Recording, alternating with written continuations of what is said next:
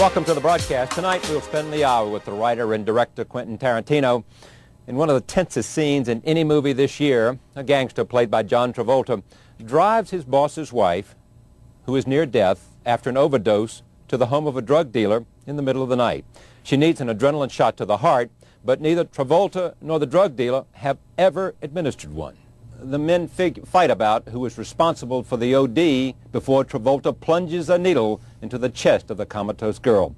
Pulp Fiction, which won the top prize at Cannes this year, is the second film written and directed by Tarantino, a self-described movie geek who spent 5 years working at a video rental store. Pulp Fiction opened the New York Film Festival in September. It stars John Travolta, Samuel Jackson, Uma Thurman, Bruce Willis, and Harvey Keitel. And we are pleased to have the director right here, Quentin Tarantino. Thank you for coming. Thank you. I was looking forward to being here and saying hello to my table. Yes, exactly. The table. The table. Everybody, when they talk about you, get this sense of a young person, a kid, early on, falling in love with movies. Tell me about that. That's totally true. I mean, the thing is that it's not as bizarre as people keep making it, or as special as people keep making it. Because, just remember back when you were in school and stuff, and even in elementary school, there's always you always have kids that have like a natural inclination towards something. Yeah. All right, some kids is sports, some kids it's study, some kids is cars, some kids is drawing. There's always that kid in the back of the room, always like drawing, doing sketches. And with me, it was movies. The only difference is I had kind of this like weird tunnel vision, where it's like once I got into it, I didn't have room for anything else, all right, as a kid. And it was like, and it actually even reflected in my schoolwork, You did so well at school, but you name every character, every plot line. Exactly. And evaluate every movie. I couldn't spell anything. I couldn't remember anything, all right, but I could go to a movie and I knew who starred in it, who directed it, who wrote it, who directed it, who wrote it, everything.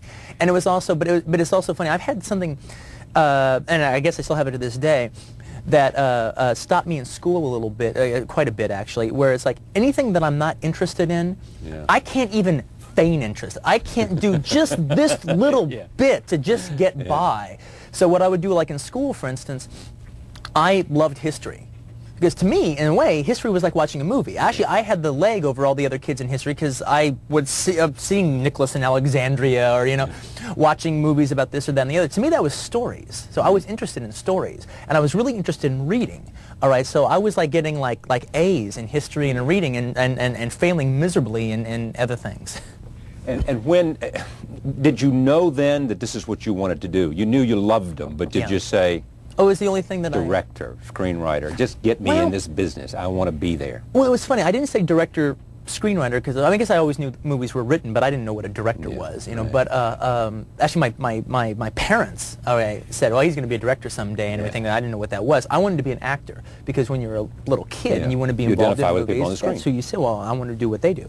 And so all through my childhood, all right, I thought, I'm going to be an actor, and I wanted to be an actor. And but oddly enough, though, I remember my mom tells stories, and I remember them. She doesn't have to remind me of them. Where I would see a movie, and I'd like it, and I used to play with G.I. Joes all the time. I had a whole bunch of G.I. Joes, those dolls, and I would always play movies. Basically, I would just kind of like do my version of whatever I saw, and then I would like be acting out all the parts with all the G.I. Joes, and I would be like, kind of like directing these little plays just for myself with the G.I. Joes. And the same thing is like, I would, and I'd see some movie, because I saw all kinds of stuff, not just Herbie Goes to Monte Carlo, but like all kinds of like, my mom took me to see Carnal Knowledge and The Wild Bunch and all these kind of movies when I was a kid.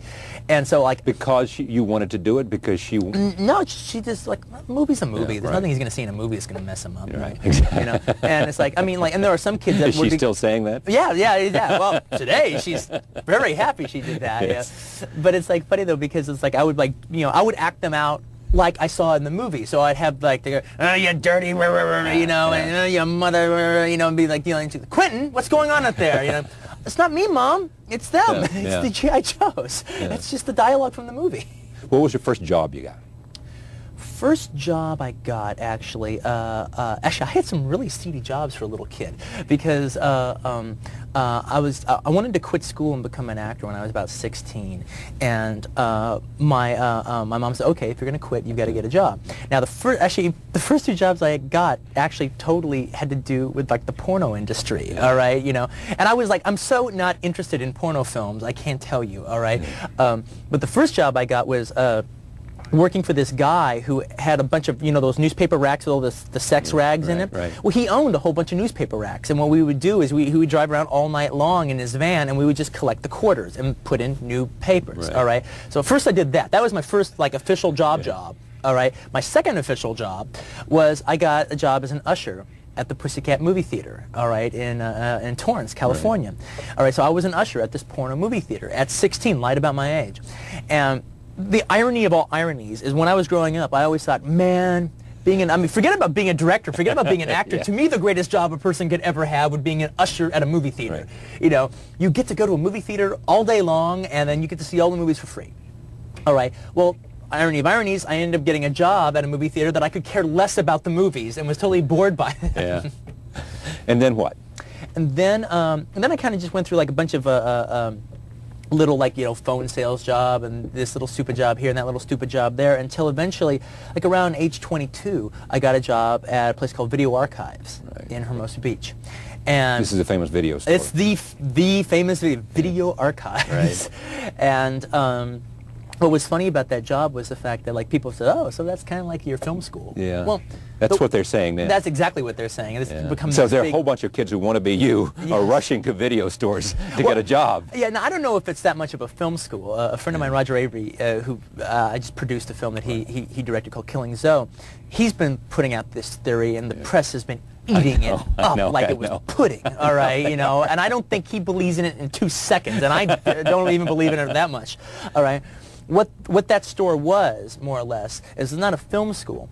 It was kind of a closer equivalent would be, it was like my Village Voice. Yeah. And I got to be Jay Hoberman. I got to be Andrew Saris of the store, you know, be like the little Mr. Critic, you know, at the store, putting films in people's hands and arguing my points, why this movie was good or why that movie was bad and everything. But the way I got the job was, it wasn't like I got this job and all of a sudden saw all these movies. And then just decided to, and then I became knowledgeable about them, and hey, let me make some of them. It was like I got the job because I already was a film expert, so to speak. I mean, that's why they hired me. Because you had just studied on your own, not because you went to school. But what does your success now say? I'm a reporter, journalist. I mean, there's always this argument, people come to me, should I go to journalism school? What do you say to those people who are getting ready to go to the University of Southern California or UCLA or NYU Film School, and they look at you and there's no school there. You were, as they say, quote, self-taught. There was a passion to learn, a passion to watch, you know. It came out of you early on falling in love with film.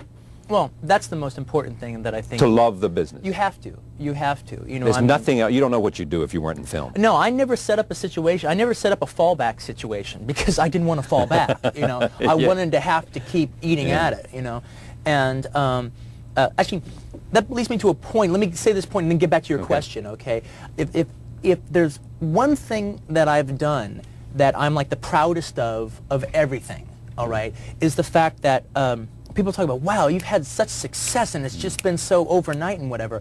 Well, whatever success I've got has come after like 8 years of just nothing working out as trying to get a job in films. What didn't work out? Well, it's like basically what I tried to do give was... some sense of rejection. Well, what happened basically was I had tried to make a film, it's at around 22, 23, I said, well, you know what, I'm going to make a film. Yeah, I'm ready. All right? And I'm going to make, you know, I had actually met a few different directors by saying I was going to write a book and wanted to interview them, all right? And so I ended up like talking to them, and they all said that they had made their first films by the time they were 30, or around 30 years old is when they made their first film. So I thought, well, okay, well, I'm going to beat that. I'm going to make my first film by the time I'm 26. And that was my thing, all right, 26. So I started making this movie. I came up with the idea for a short film that I was going to shoot. I was going to shoot it on Super 8. Then I ended up getting somebody's 16mm camera. I was going to shoot it that way. And then I shot on it for like about a couple of weekends. I thought, well, hell, film's kind of cheap and everything like that. Why don't I just shoot it like a feature? And this was before She's Gotta Have It, all right? It was like after Stranger Than Paradise, but before She's Gotta Have It. And so I just started shooting it that way. And I'm like, well, I'm going to make a feature. I'm going to make a 16mm feature, black and white, and it'll be cool. So I ended up working for like 3 years on this movie, and this was going to be my feature, and I was like, I was financing it from working at a video store. So what means was like I would like get like $200 or so, and then we'd go off and shoot for the weekend, and then we'd run out of money, and then I would like go back to work again, and then like eventually I would just keep piecing it together. And what you would do is when you'd rent equipment from a rental house, if you rent it on Friday, you have it all weekend. It's kind of this one-day rental, and you have to return it Monday morning. So you would just like burn your. I mean, you would just like get old before your time trying to like shoot all weekend long and give the stuff back.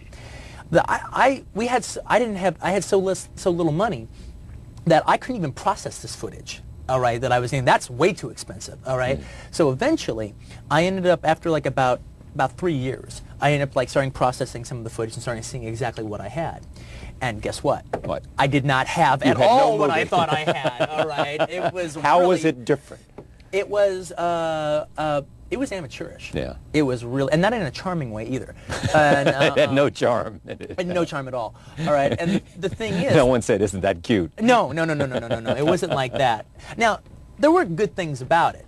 All right, I mean, you could tell I made it. Yeah. People who knew me could look at, well, that's a Quentin movie. That. Yeah, that has my spirit. You've had that has from my day one, personality. then. Yeah, but the thing is, though, it was like this was going to be the thing that like set me up. Yeah. All right, and I'd worked 3 years on it, and I was able to look at it in a realistic way after being horribly depressed for a little bit, but only a short little bit. Was the fact that, well, this was my film school. All right, and this was the best film school a person could possibly have. I mean, I actually, instead of like going to school and paying a ton of money to be allowed to use some of their crappy equipment, all right, I actually went out and actually tried to make a feature film. All right, now I failed. It was guitar picks when I was finished. But when I looked at the footage, now all the stuff I did the first year, which was all the story stuff, all right, sucked. All right, but the stuff that I did like the last couple of months, that wasn't so bad. Yeah. And what made the difference? What did you learn after you got past the story stuff? And is that what is best about even Pulp Fiction, where you got beyond the story stuff? Well, no. To me, I actually think one of my strengths is my storytelling. Because I actually am committing to telling a story. It was because you're a writer.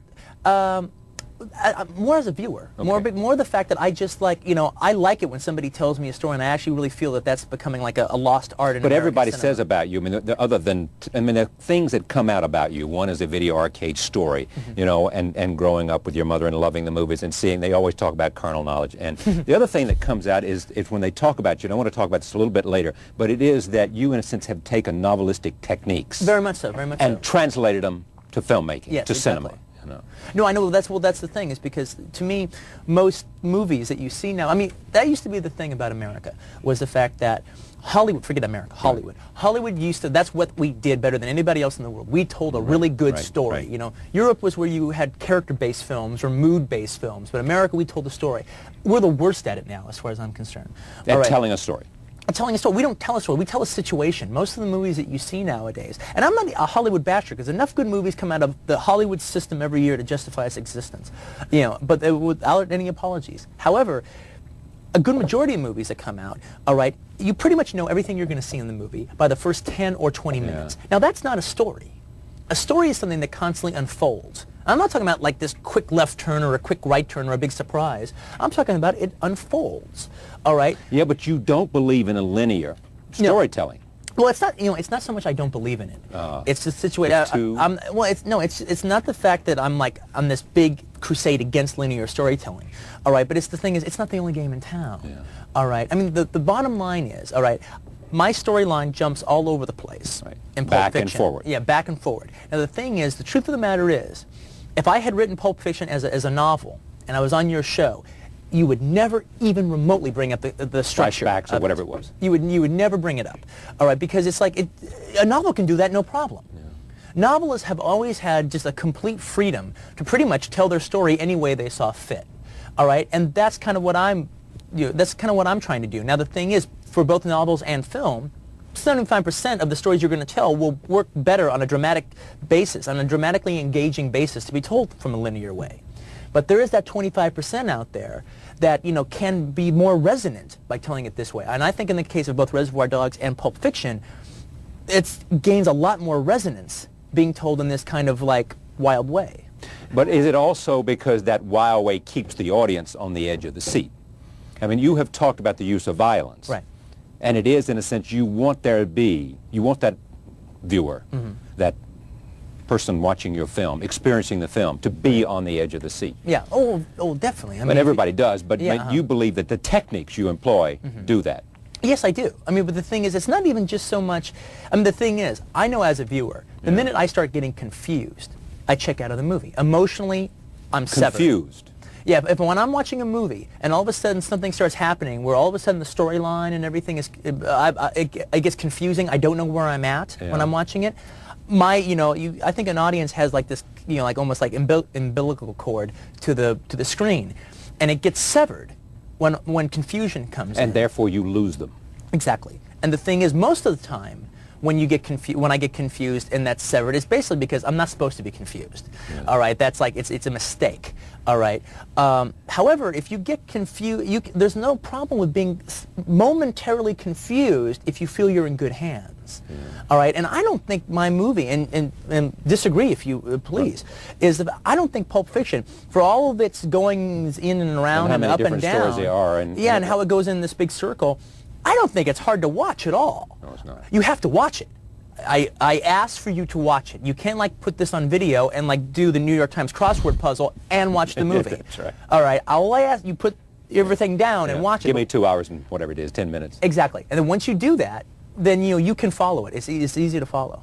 Talk to me a little bit about the virtue of writing your own material and the material that you wrote for other people. Right.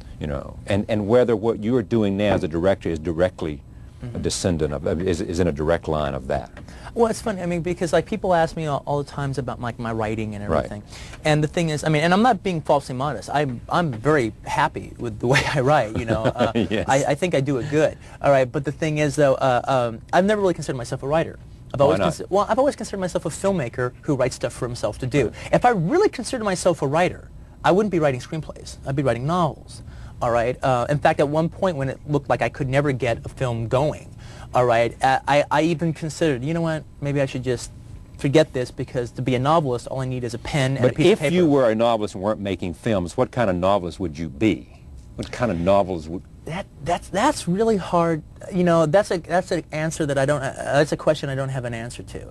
I mean, I tried to write a novel at one point. I had read Larry McMurtry's All My Friends Will Be Strangers, which is one of my favorite books, and it totally like made me want to write like a book about like my video archives years. All right, and this is way before I could ever get anything going and everything. And so I started writing. I wrote about 2 chapters in this book, and I ended up like spending like about 6 months just rewriting those 2 chapters all the time, because it was a whole new form that I was very excited about. But ultimately, I'm a filmmaker, and I just like, you know what, if I'm going to put the work that really needs to be put into this, I'm going to be a novelist, and I think I could get this published, and I don't want to. I want to keep on the road of being a filmmaker. But the thing is, with doing my own stuff, as opposed to like somebody else doing it, or me doing somebody else's script or something, is what's nice about doing my own stuff. One, I'm usually happy with my stuff, all right, and it's also very personal. All right. If I was like writing a movie about, I mean, I could have an idea in my head for 5, 6, 7 years. All right. And I've kind of little by little been working out different things about it. The day that I sit down to do it, whatever is going on with me at the time will find its way into the piece. It has to, or the piece isn't worth making. All right. An analogy I always use, because all of my writing techniques, I never took any writing classes or seminars or anything like that, or read any pamphlets. My whole thing was everything I learned as an actor, studying acting for 6 years, I've basically applied to writing. Now, like, if what did you learn then? Well, it's just like, well, I'll give you an actor analogy that works completely for me as a writer. All right, if I'm playing on, I don't know, whatever, Sugar Babies or something, something really crazy. All right, Sugar Babies, okay, in a theater production. All right, and I'm driving on my way to the theater, and I hit a dog on the way to the theater that night. Okay, now that doesn't make you commit suicide after killing a dog, but it's going to affect you. Yeah. All right, okay, and no, I'm affected by that. Now the thing is, when I go out on stage, I have to bring that experience on with me, or what am I doing up there? All right, that is obviously going on with me at that time, and that needs to be on the stage. It needs to be on the stage because it is what's happening inside of you? Yeah, exactly. True. Right. That's it. It's because it's what's happening inside of me. Now, if I'm doing Sugar Babies or Death of a Salesman or You Can't Take It With You, that doesn't mean the play all of a sudden becomes about a dead dog. Yeah. All right. But it definitely doesn't, I'm not there unless I bring that on with me and make that work inside of the material. If I'm not, then you could just send a robot out there. That's just good acting. That's what you have to do. You can't deny anything. All right. Well, the same thing with me as a writer. If I was writing The Guns of the Navarone, all right, and then right at the beginning of writing it or in the middle of writing it, I break up with my girlfriend who I'm like madly in love with, and then my heart is shattered. All right. That's got to work into it. Now, the story is still about a bunch of commandos going to blow up a couple of cannons, all right?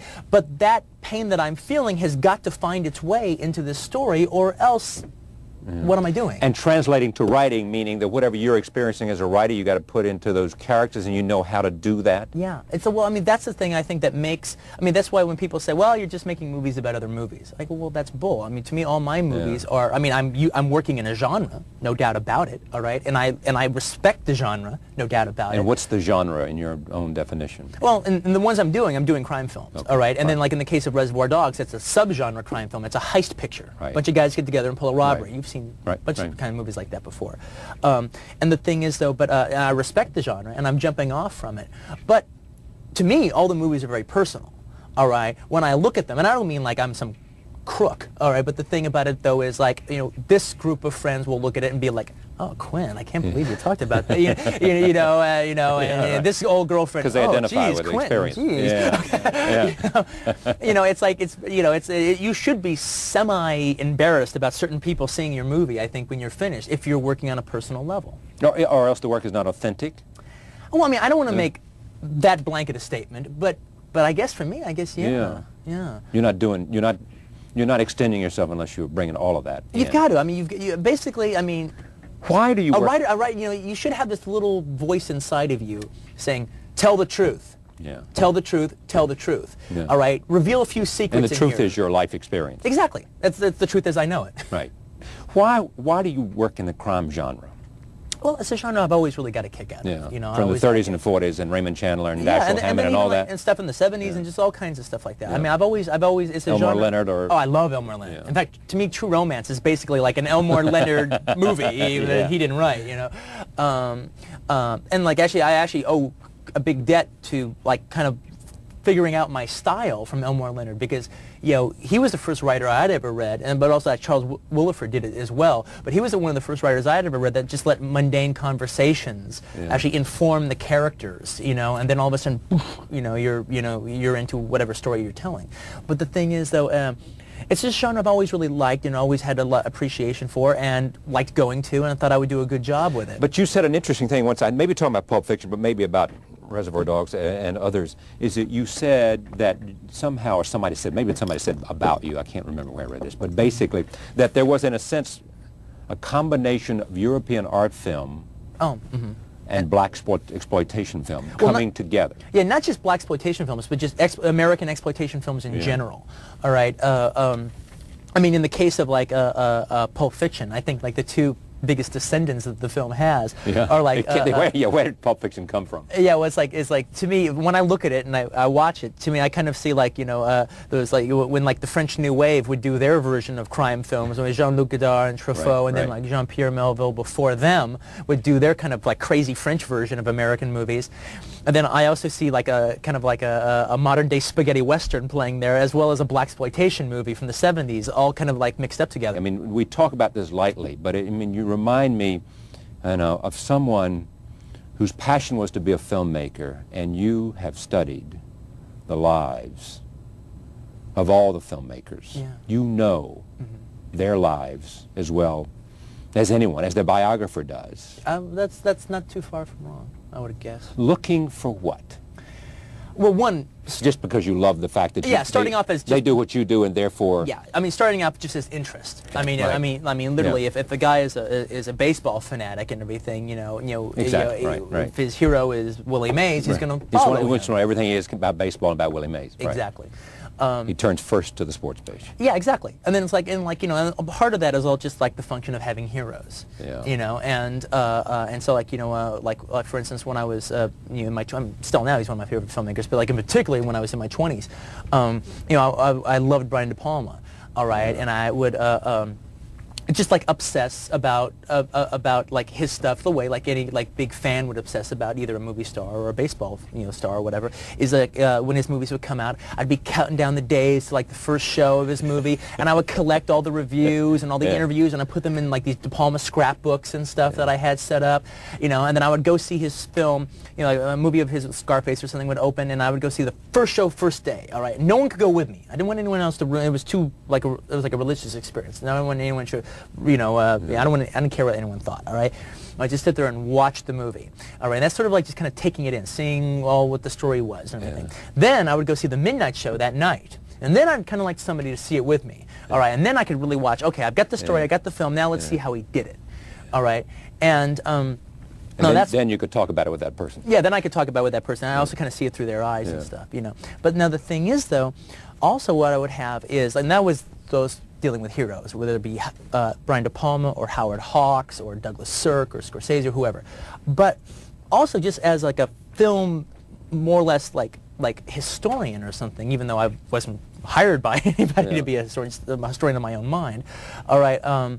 I would be very interested in following directors' careers and like studying their careers and everything, and constantly, In terms of how they made it, or the evolution of a career in terms of how they went from evolution of a career. Yeah. It's like there's many examples when you look at like a filmmaker who's done 15 films or something like that. Forget about the old guys. Like in the last 20 years, all right, done 10 or 15 films, and like wow, this work here is really exciting, and then at some point it stopped being exciting. Yeah. Either it was like the same old thing, or else they became hacks, or they just came, Now, where did that happen? Yeah. Where did that start? When did they stop caring? To lose it? Exactly. And to me, that's very interesting. And the point you said is, when did they stop caring? Yes, exactly. I do believe that. All right.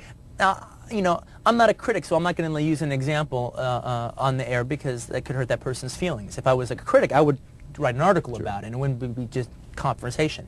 But it's like, but there's quite a few directors where like you can't believe the work that they did in the 70s is the work that they're doing now. You can't believe it's the same man. And what do you think happened? Well, oddly enough, I actually kind of see what happens. All right, it usually has to do with like one film.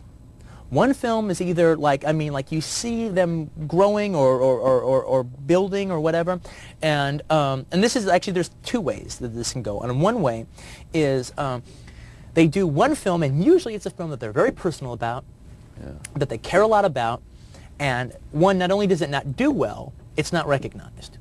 Okay, now maybe they did a bad job with it, or maybe they did a terrific job with it, all right? But it's, but they get nothing for it. They get slapped in the face for it, and you can tell that the film had a real personal feeling to them. Yeah, they really had put it out on the table. They really put it out on the table, all right? And at least as far as they were concerned, all right? And they got neither the press, no, they got, and it failed horribly. Yeah. And then from that point on, and at least 5 directors that I can think of off the top of my head, you can just see all of a sudden they started doing star vehicles. Yeah. All of a sudden they just started doing program films. And then 6-7 years down the line, it's like whatever originality or whatever special personality that they have completely doesn't exist anymore. Let me just test this with you. Coppola and Apocalypse Now. Mm-hmm.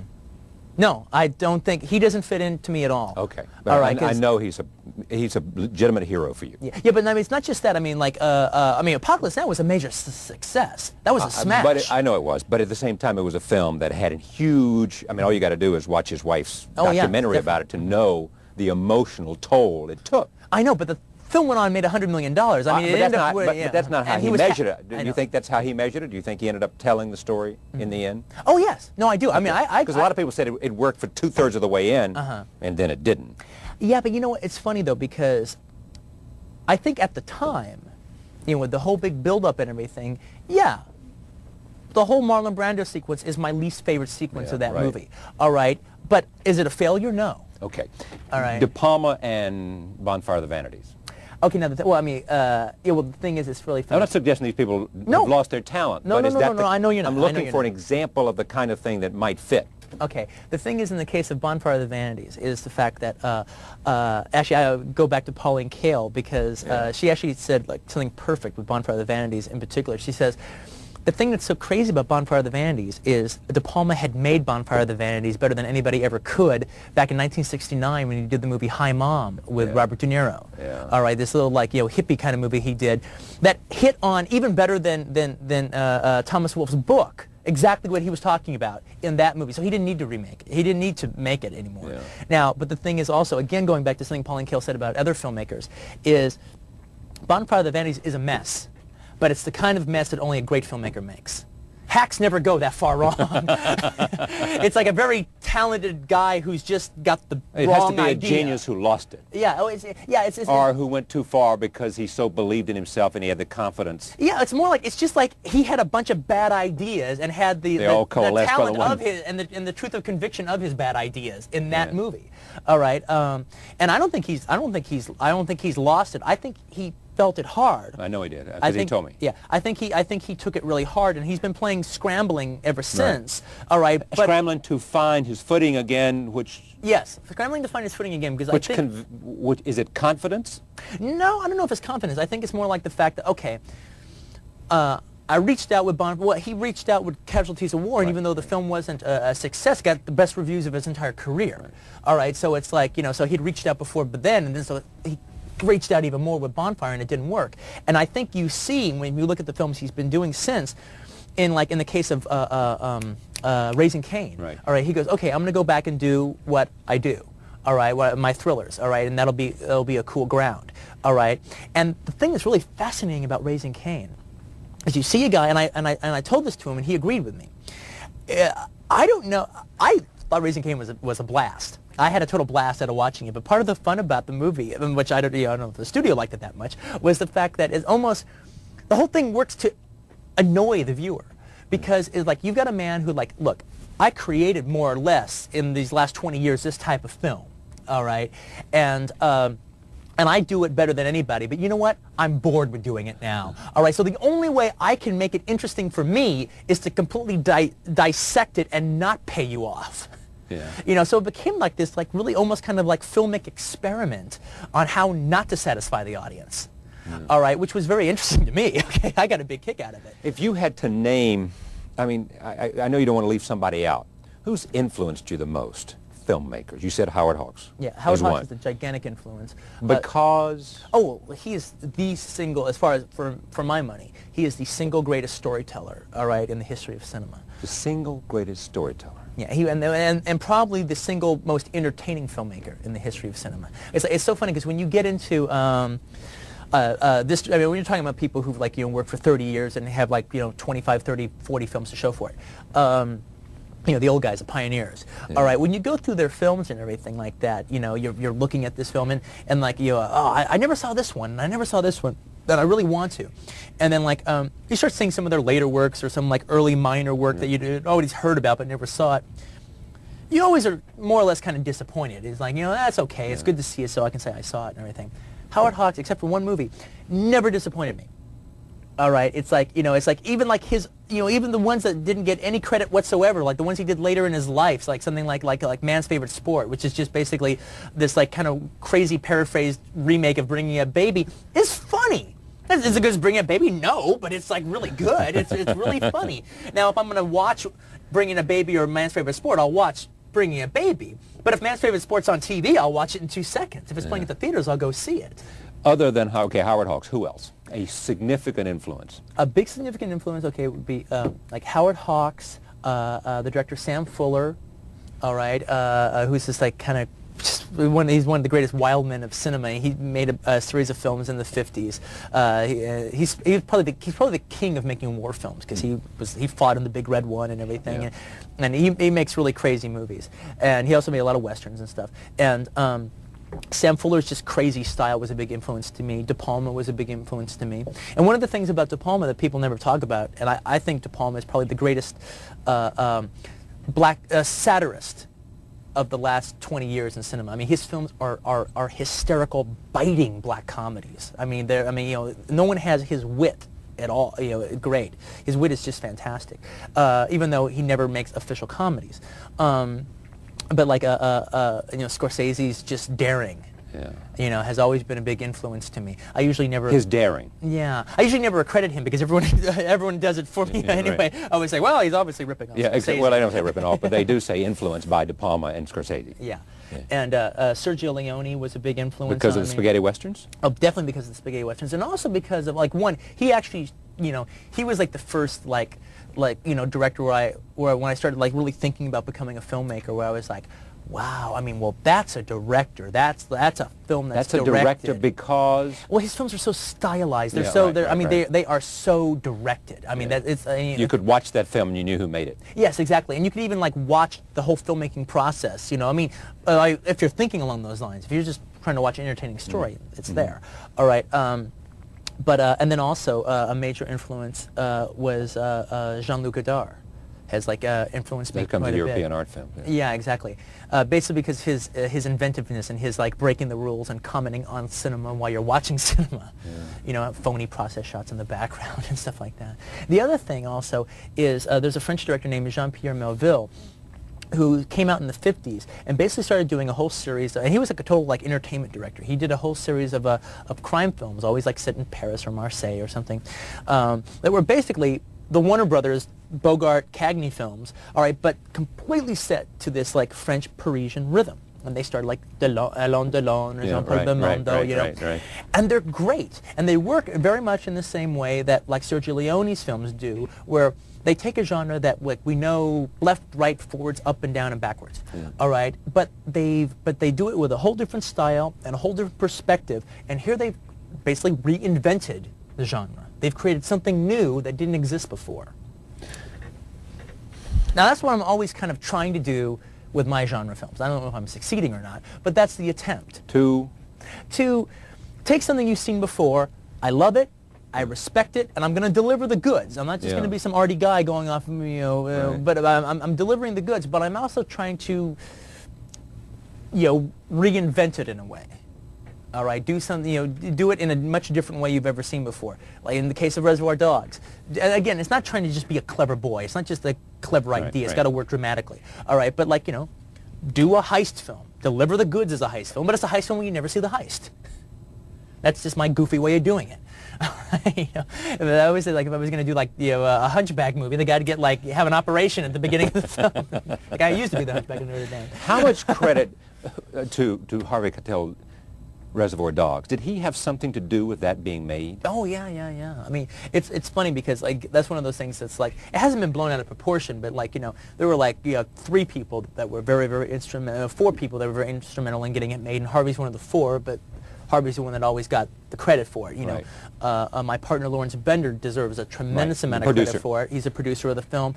Monty Hellman, a wonderful filmmaker from the 60s who helped us with the film, he deserves a lot of credit. And so does one of the executive producers on the film, Richard Gladstein, who was the guy at the company, at Live Entertainment, that said, I'm going to take a chance on this kid. I really owe my career to him. And he took a chance on you because of Because of that script. Because of that script. Now, had he seen the same thing in True Romance? And he had never read True Romance. He had never read True Romance. So he didn't know anything about those. It was it was a situation, he loved the script so much. Yeah. All right, that it was he said to me, unless this kid is just a complete jerk, I'm going to make this movie. You wrote the script for... Let me just go back to but Harvey Keitel's contribution was he read the script of Dogs and just completely loved it, completely believed in it, and committed himself to it. Now, Harvey's career has changed so drastically since the days before Dogs.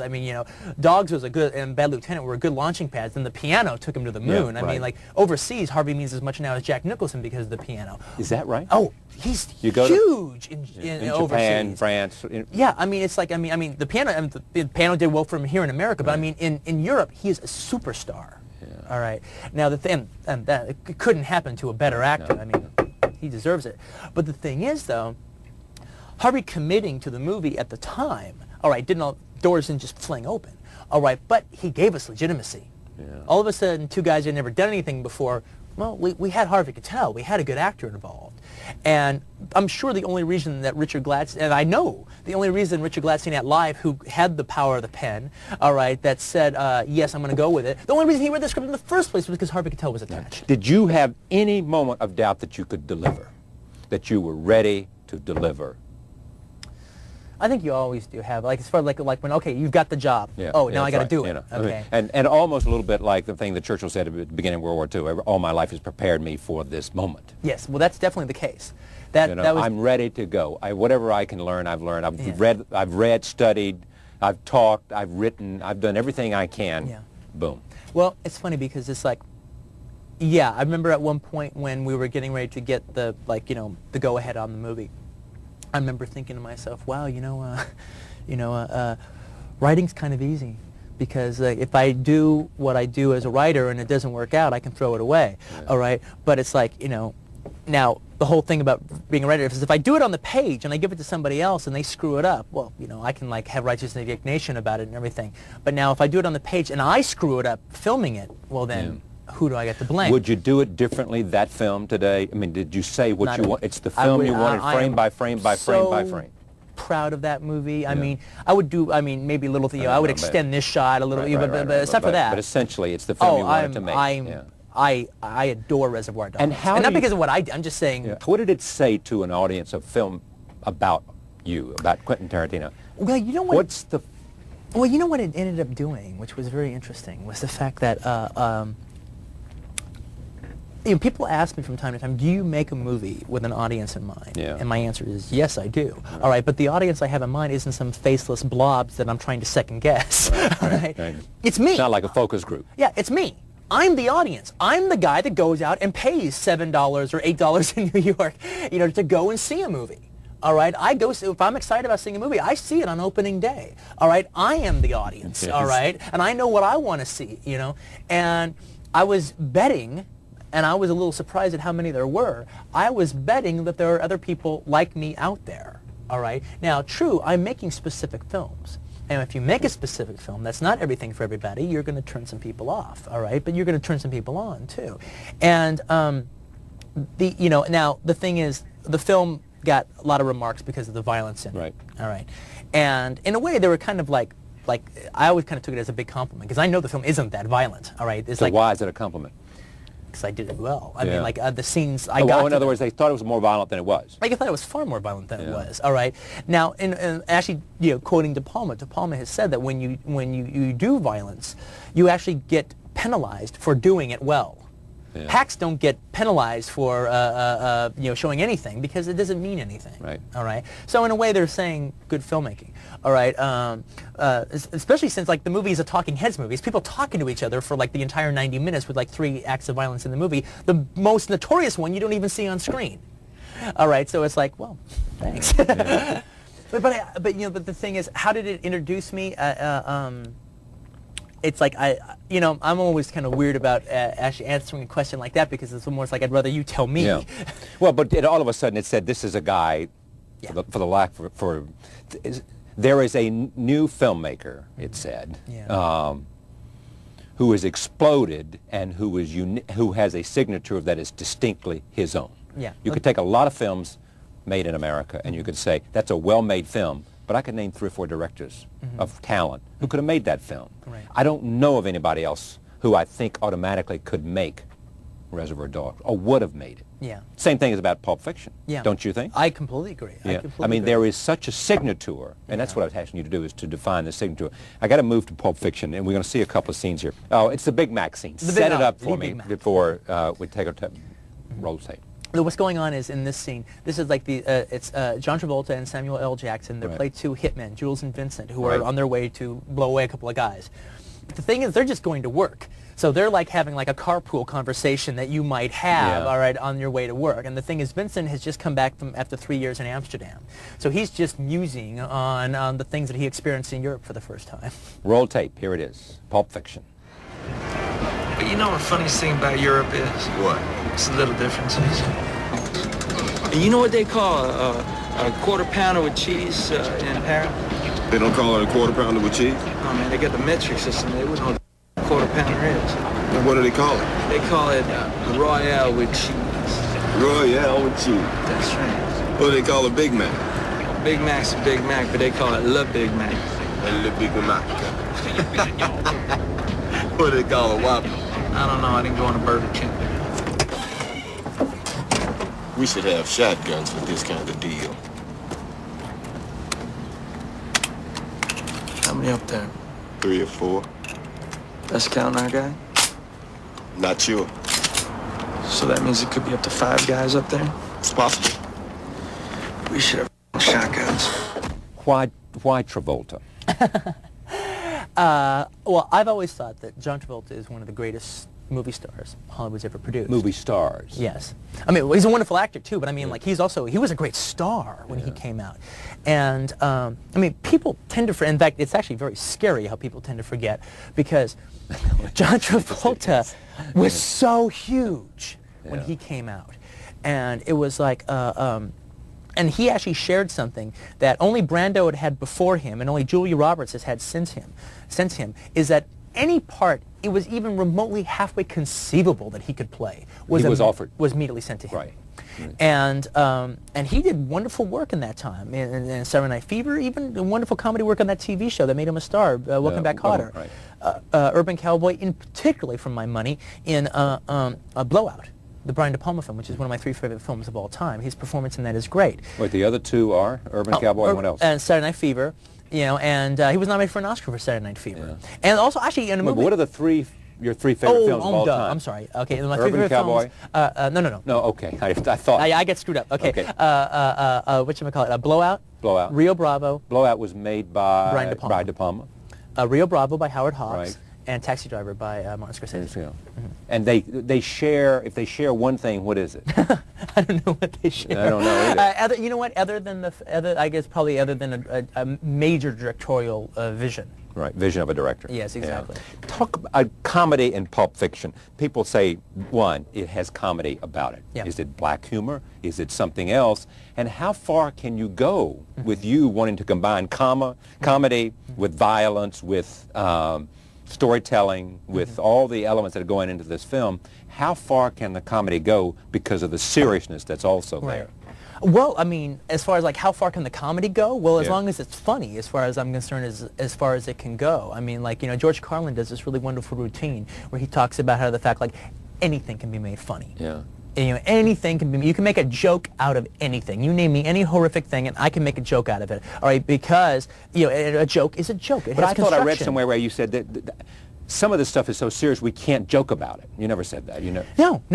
I've never said that. No, you wouldn't believe that. Yeah, I mean, the thing about it is, though, I mean, it's funny because... it's almost the reverse of it. We can find humor in almost everything. I mean, humor is a magnifying glass, all right, for us to look at society, ourselves, our personalities, our problems, and, you know, I mean, you know, humor is what we need to actually observe things, all right, and actually put them in perspective.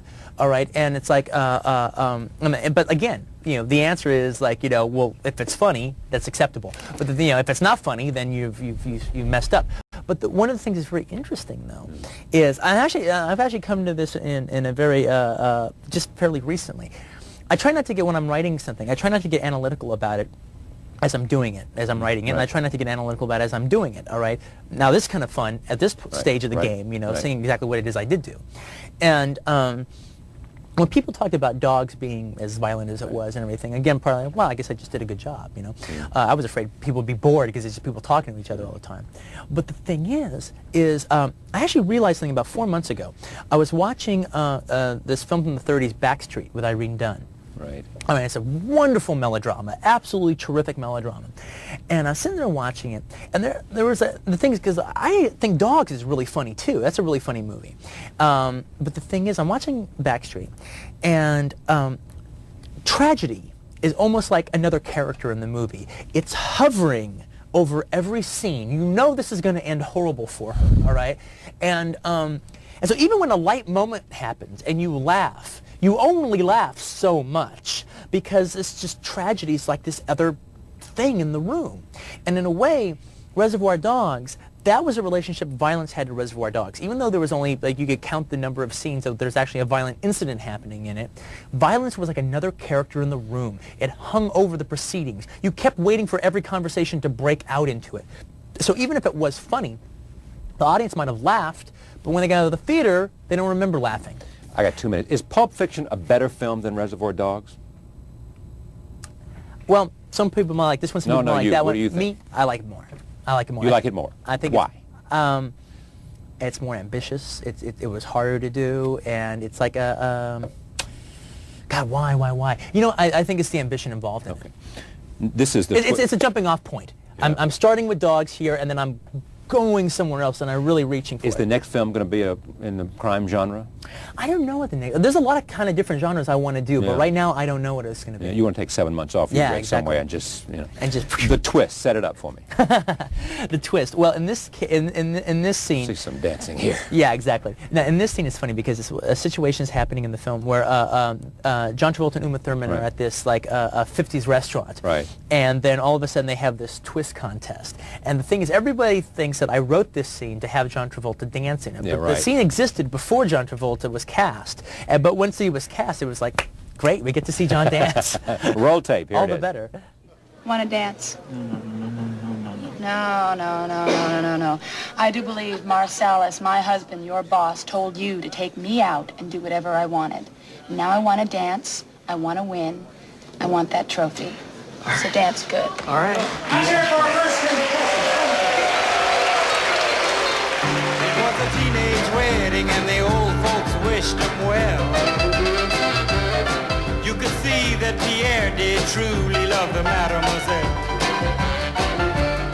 And now the young monsieur and madame have rung the chapel bell. C'est la vie, say the old folks, it goes to show you never can tell. They furnished off an apartment with a two. Where do you go now? I mean, do you have any sense? You've made the film, and people are describing you as the hottest film director in America. There's nobody, but like, you got Bruce Willis here, and there are people saying, I'd work for just to work with you now. I mean, it has come to where you want it to be. Is there some game plan in your head? Is there some sense of, because you've studied the lives of the best, you know how they, you know. Right. No, I've always had kind of a game plan and everything. Yeah. But it's like, right now, I don't know what it is I want to do now. I don't have a story that I'm burning to tell. And also, making a movie is really hard. I mean, when I was like a film geek and everything, I'd look at like Fassbender's career and go, now that's a career to have. Like, you know, 30 films in 10 years, the way to go. Then I made a film and go, you know what, life's a little too short to do that. You know, it's like climbing a mountain. I don't want to climb another mountain right after I get through with Everest. I want to like rest a little bit and then get up again. But it's like, you know what I want to have? A career, and I'm not going to even use an example of somebody else because I don't really know anybody else who does this completely. But I would like to be able to move completely back and forth inside of an independent system and a studio system, or a bigger movie or a smaller movie, just depending on the story that I'm trying to tell. Like in the case of, like, say I didn't do Reservoir Dogs. All right, say I did something else that was the first film, got the same attention, and now I came up with the idea to do Reservoir Dogs. Should I do it for 12 or 15 million just because I can? All right, and cast Sean Connery and the Lawrence Turney part, and you know, Robert De Niro and all these other people. It's like, well, I mean, if they're the right person for the part, yes. All right, but actually, no, because Reservoir Dogs is a small film, and part of its charm was that it was a small film. All right, and now I would, instead of making it for 1.3 million, I'd probably make it for 3 million now, so I have more breathing room. But I know the film will be a success at that. All right, to me, it's very important that every movie I do makes money, just because I want the people that have the faith in me to get their money back. Even if it's at the end of the day, I want them to get the money back. Now, if I come up with an idea where my aesthetic and a commercial aesthetic meets, then make the $20 million, the $30 million movie, but I'll make it look like a $60 million movie. All right, but like, you know, go for it. You know, when De Palma did The Untouchables, that was a situation where his aesthetic and a commercial aesthetic met like that. I got to get out of here. Last question. Will it be something you write? Yeah, you know what I'm thinking about doing now, though? I mean, again, this could change in 7 months, so I'm predicting the future, which I'm not good at. But I'm a little concerned about this, my voice thing getting old hat, you know, my dialogue getting old hat. All right, so what I'm thinking I might end up doing now is maybe would be cool, it'd be like taking a novel and adapting it. That still requires me to write it, still requires me to put it in my voice, but it's also coming from somewhere else. Great to have you on the broadcast. Hey, it's wonderful to be here. Thank you very much. Quentin Tarantino, Pulp Fiction is being honored and praised everywhere. We thank you for joining this evening. We'll see you next time. Whether or not what we experienced was an according to Hoyle miracle is insignificant. But what is significant is I felt the touch of God. God got involved. You serious? You really thinking about quitting? The life? Yeah. Most definitely. What's you gonna do then? Well, that's what I've been sitting here contemplating. First, I'm gonna deliver this case to Marcellus. Then, basically, I'm just gonna walk the earth. What you mean walk the earth? You know, like Caine in Kung Fu. Walk from place to place, meet people, get in adventures. They got a name for that, Jules. It's called a bum. Look, my friend, this is just where you and I differ. If my answers frighten you, Vincent, then you should cease asking scary questions.